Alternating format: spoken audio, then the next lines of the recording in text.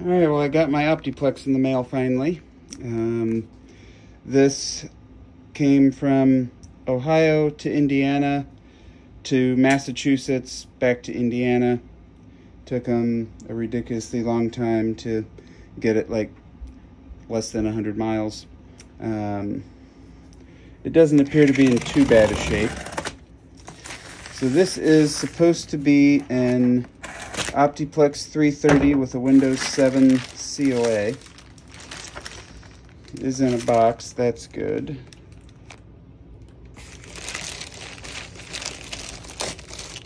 So let's get you on the stand and see what we see here.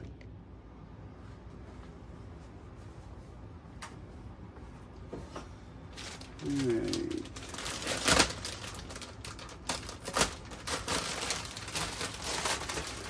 So the whole point of this is a cheap Windows 7 computer, because I am ditching Windows after Windows 10. I actually have already essentially ditched Windows.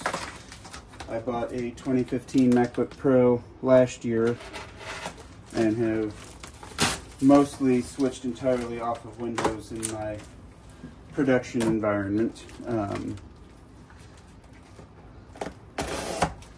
For the archive, one of the goals is to make the archive completely offline, so that in the event of something happening to the internet, we still have access to all of our catalog and any digital data that we use.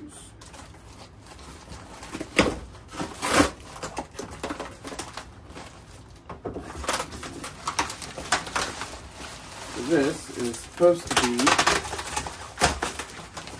an Optiplex 330 with a Windows 7 COA. It was listed as parts are not working, however in the description they said it worked. So for like 20 bucks total,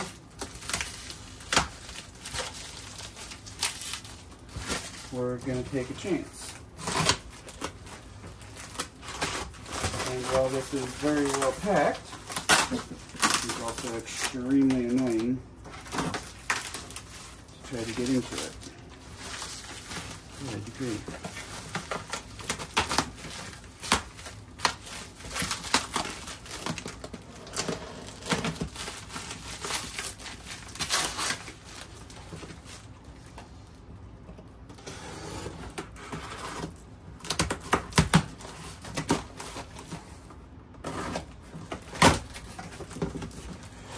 I see metal.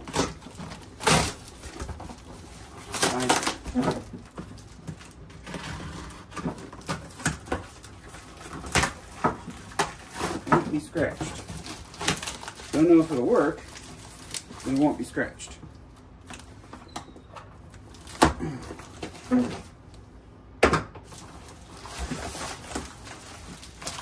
Now this is not the model of Optiplex that I had during most of my working tenure. These were actually a little after. Oh no, these weren't after. These were in my working tenure. It's just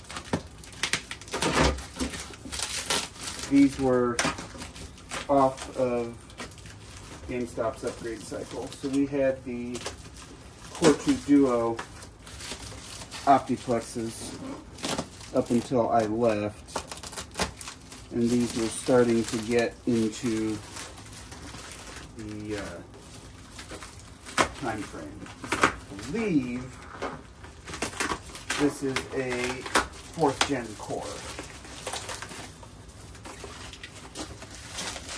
When I left in 2014, they were still running Core 2s in most of their stuff.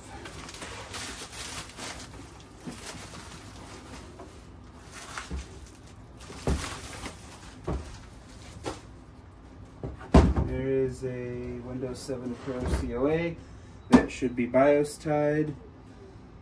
And it's an Optiplex 3010. Don't worry, they say it's impossible to become dyslexic as you get older. Everybody just can't remember numbers and jumbles them all around. It's super common. This is a Core i5. I'm pretty sure it's a 4th gen. I think it's a 4570 is what it's supposed to have. One of the nice things is that these are just toolless to pop them open. And man, that is clean.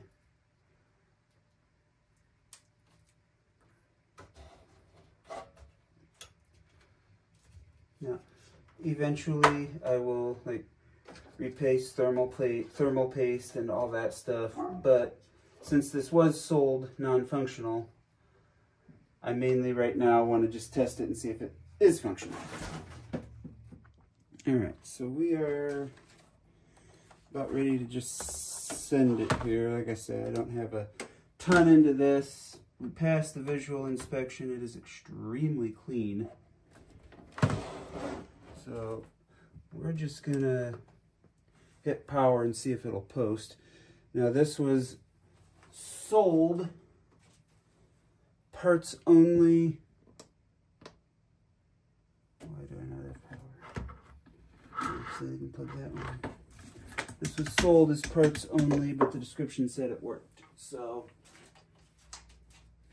I'm gonna bet it probably works. And 1, 2, 3, don't blow up. A little bit of dust. No, I've got a BIOS. Okay, hard drive not found.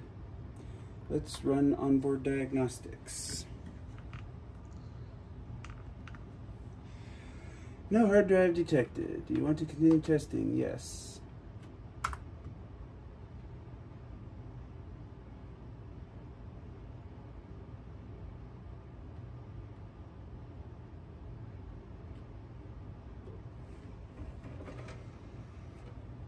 Optical drive ejects.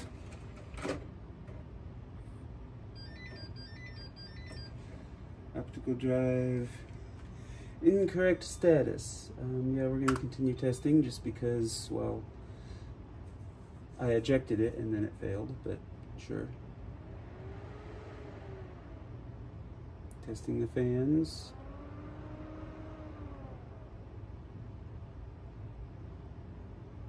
It's actually pretty cool, and it looks like it's going to pass. So throw an SSD in it, throw Windows 7 on this, and in theory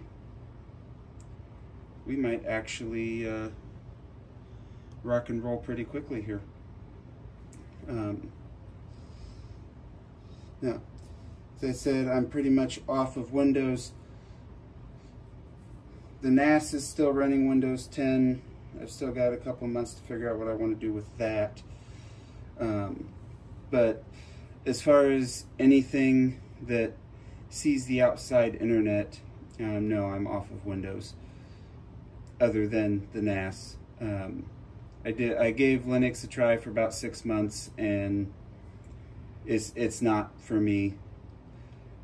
It mostly was a decent experience. The problem was it just stopped seeing my SSD. It saw it for like the first 2-3 weeks, and then it just threw errors after that. And then every time I'd plug a USB drive into it, it would throw an error. And doing some research, there was like 100 lines of code or something that I could add to somewhere to maybe try to fix it. But a lot of what I found on Reddit was, yeah, when it does that, you just gotta nuke it and reinstall. And I just want something that works. And yeah, that 10-year-old MacBook is slower, but it does what I need it to do consistently, and I don't have any of the oddities with Linux that I just don't feel like dealing with. And I know a lot of people take that as a personal insult. That's too bad. That's my choice. I've tried Windows 11 3 different times over like 3 different years on 3 different computers, and I'm just not happy with it on any of them, and that was before recall. So the goal of the archive is to stay offline, be able to do everything offline. How far I'll take that, I don't know. I could do an offline music service to be able to sit down at the library, at one of the library computers, and listen to the music that's in the archive by just ripping the CDs and running them through HTML files. But, you know, will I? I don't know. Can I see? Let's see. USB installed, no password jumper, internal speaker installed, VGA. Let's see. Oh, cool. We've got 8 gigs in here. That's awesome. Okay. So its main complaint is no hard drive. So I'm pretty happy with that.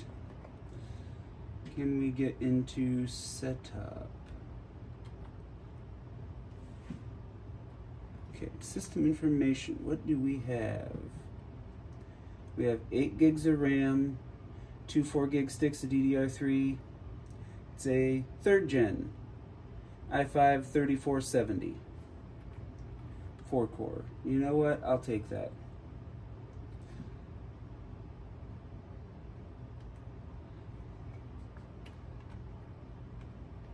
And we'll deal with that later.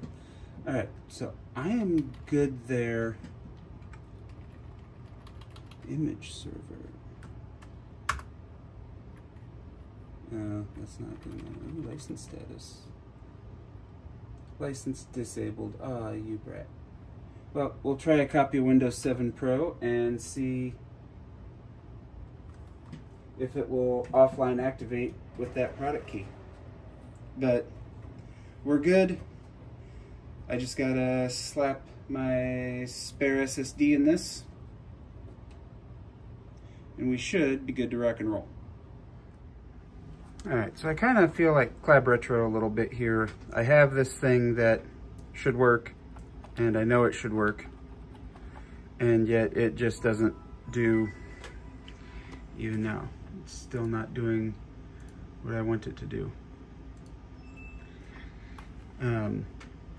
I installed Windows 7 using my original media and expecting that when I activated it, it would go ahead and do F12. That when I activated it, it would go ahead and say, oh, okay, it's a 7. Oh, yeah, I threw a 250 gig SSD in here. But I never even got that far because it doesn't have any drivers. And I downloaded the drivers from Dell's website, and it says error with kernel32.dll, which nobody has apparently ever had happen on a fresh brand new install that literally has done nothing. So I said, all right, I'll go burn an ISO from archive.org, and that proved to be extremely difficult.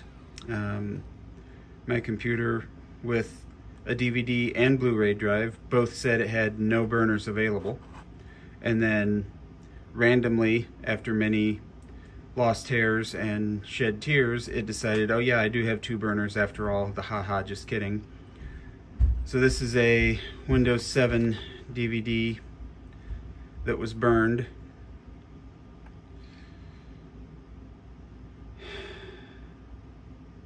It never ends. I am very, very confused. And on top of that, I literally don't know where to go from here because I can't get another, I literally can't find anything online that would maybe even remotely work.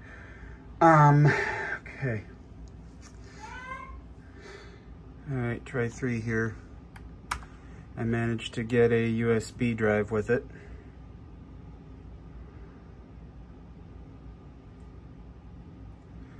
see if we can get it to go. I don't remember if this is pre-activated or not. I also downloaded Dell's recovery thing, and when I type in my system tag or service tag, it says no software is available for this service tag. There is software available for this model family, but there's no way that it will allow me to access it. It is really, really annoying. This is also why we need physical media to protect our products. Because if I had a Windows 7 Pro installed DVD, this would, well, you would think be a lot easier, but this one blew the kernel up as soon as I put it on. And this is a Windows 7 certified machine. So, I'm gonna let it do its thing and we'll be back. All right, well that finally worked out. I was able to get it installed. So we've got a 3470, 8 gig, 64-bit. This is our archiving battle station, and it's activated and it's offline. I'm not even installing the driver. So I have most of the stuff that I will need on here. I have Photoshop. I have Office 2007, which will mostly have Word 2007. And then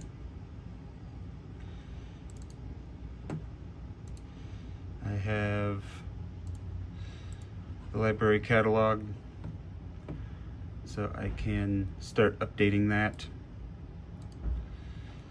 And we can rock and roll. And as we turn the corner, we have our archiving battle station. So we have our scanner, computer, mouse, keyboard, everything we need to do our work. So I'm super happy with how this turned out. Like I said, it was super cheap, sold as parts only. The only real issue was just getting a copy of 7 that it wanted to play nice with. Drivers are still on Dell's website. It was kind of frustrating, but we got there in the end, and it's awesome. It's completely offline, no internet connection whatsoever. I plan to keep it that way, and I will do some videos checking in as I get working on stuff. So thanks for watching. Stay forever physical. Preserve the past, save the future. We'll catch you next time.